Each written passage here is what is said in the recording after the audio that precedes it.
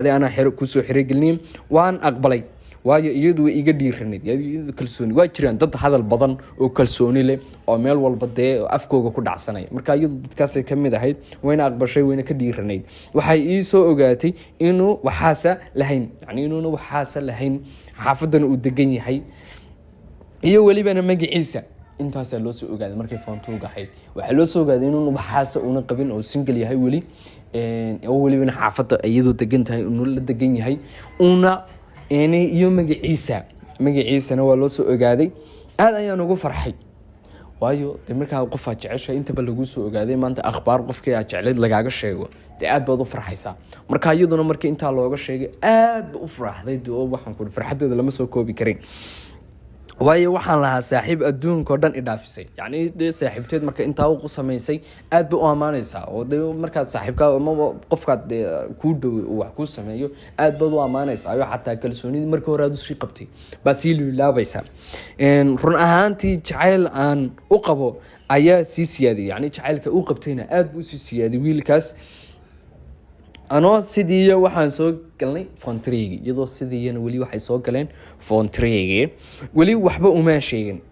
foontreyga xataa markay soo galeen waxba uma sheegin oo jacaylkeegaas waxba ay uma soo bandhigeen anuu garamayo waxay ugu bandhigeen waxaan helay facebookiisa heshay markii foontreyga soo gashay waan ku darsaday wayna ku darsatay muddo kadib gabadh aan isku fasalahayn ayaa isiisay numberkiisa maalmo ka bacdi markay facebookiisii heshay ku darsatay gabadhay isku fasal haayeen oo isku galaas haayeen baasaysay numberkiisii aad bay ku farxaysaa qof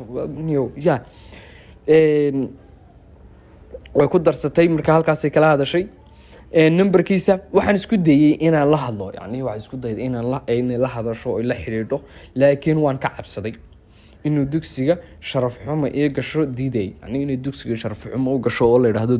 hebel bay la sheekaysataa oo hebli macallinkii hebel bay xiriir kala dhaxeeyo la sheekaysataa waxaasay ka cabsotay oo sharaf xumadaas inay u gasho ay diidaneyd igashaan diiday anigoo marmarsiyo ka dhiganaya su'aalo ayaan la hadli jiray iyadoo su'aalo inay weydiisan rabtaa naf wax jecel eegsina kuma nasato oo wad ogtahay marna maba joogi kartaba markaas ay codkiisa u maqasho oo maaragtay farxadeeda ay uga taliso waxay isku dayi jirtay inay su'aalo weydiiso oo ay ku tiraahdo macallin su'aashan iyo su'aashan aan rabay inta ay macallin leedahay maxaad rabtay macallin uu leeyahay isaguna ay qalbigeyga uu qaboojinayo naf wax jecel weeyaan ayaan la hadli jiray si uu iiga soo shaqeeyo su'aalaha weydiinayso iiga shaqeeyo intaana ay kula hadashaba run ahaantii wuxuu ahaa qof aad u furfuran oo dabeecad wanaagsan intaa markay la hadashay su'aalihii wuxuu noqday qof aad u furfuran oo dabeecad wanaagsan siduu u soo dhaweeyey ee uu u qaabilay laakiin had iyo jeer ardaydu way caayaan macallimiinta beenna maaha intaasiyo qof kastoo dugsi dhigtaa ama iskuul dhigtaaba macallin waxbuu ka sheegaa macallin hebel sidan waaye macallin hebel kan waaye maxay markuu soo gala sidan waaye kan waaye markaa macallimiinta waxbay ka sheegaan bay tiri laakiin waxaa soo dhan imay muuqan macallinkii isagoo la caayo ama wax la sheegay macallimiintana waxaan dhan waxba iyada umay muuqanba waxaan oo jacaylka uu qabto aba ka weynba waxaa soo dhan imay muuqan waayo isaga aad u xiiseynaya isaga aad u xiiseynaysay oo waxaan oo dhanba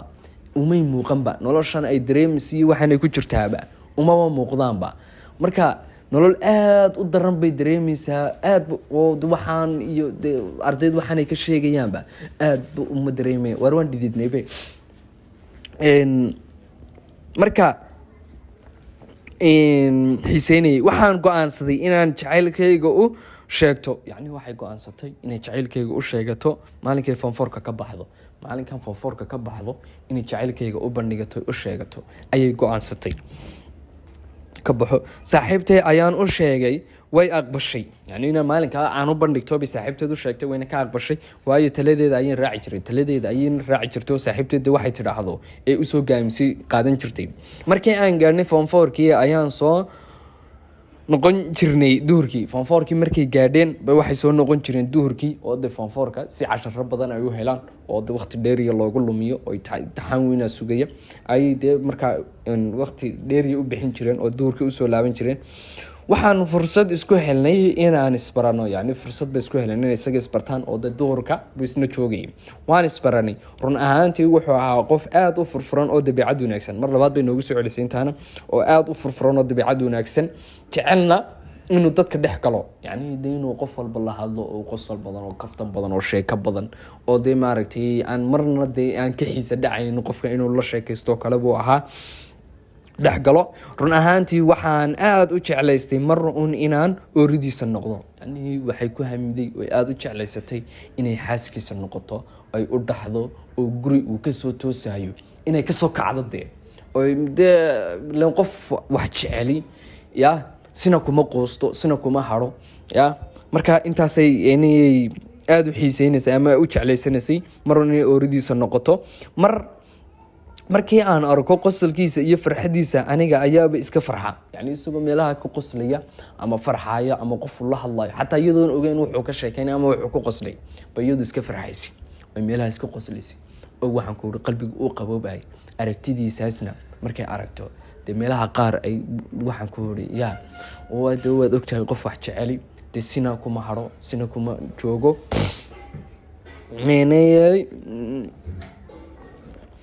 ayaan iska farxaa. waan la sii dhacsanaaba, yani farxadiisaas bayba la sii dhacsanaydba. waxaan galnay imtixaankii finaalka, yani imtixaankii finaalka fanfoorka ayay galeen. waxaan sida ku dhamaynay dugsigii, yani saa waxay ku dhamaysayba de dugsiga, waa imtixaanka markaad gasho dugsigii already waa dhamaysay. waxaan go-aansaday inaan jacaylkayga u bandhigto, yani waxay go-aansatay inay jacaylkayga u bandhigato oo aan whatsappka wax waliba uga sheego, yani waxay go-aansatay inuu jacaylkayga u bandhigato oo last time bay ka taagan tahay ay de maaragtay kuma sii jiri karto de jacaylkan iyada keliya uu ku kooban, waayo jacaylkaa mara laba waayo, ama waa kugu horeey ama waa kugu dambeeyey. horta kan kugu dambeeya aad buu u xun yahayo dee waa qofkii markuu kuu soo bandhigta haddaad adiguna dee ka diido oo haddana jacayl gadaal uga qaado marka dambe aad adiguna jacayl kaaga imaado dee walaal adigunbaa rafaadaya. waa iyaduba markay ku jeclayd ama qofku markuu ku jeclaa kuu soo bandhigtay dee adaad diiday. laakiin kan marka hore ku haya haddii lagula qabto oo dee maaragtay qofka aad u qabtay oo dee kaa aqbalo dee wax ka wanaagsan male. nolosha macaankeygii raaxadeedana markaasunbaad gelaysaan. qof aan jacayl lahayno waxaan aaminsanahay inuu dee noloshaba uu ka dhacsan yahayba ya. sanadkan aaminsanahay 2022 lagu jiraa leenay jacaylka u bandhigto oo aan whatsappka waliba uga sheego. waan ka cabsaday, yani way ka cabsatay haddana whatsappka inay wax uga sheegtay inaan hor istaago, yani inay hor istaagto dee wax waliba hortiisa ka sheegato way ka cabsootay ya. balse waxaan lahaa saaxiib dhab ah oo aan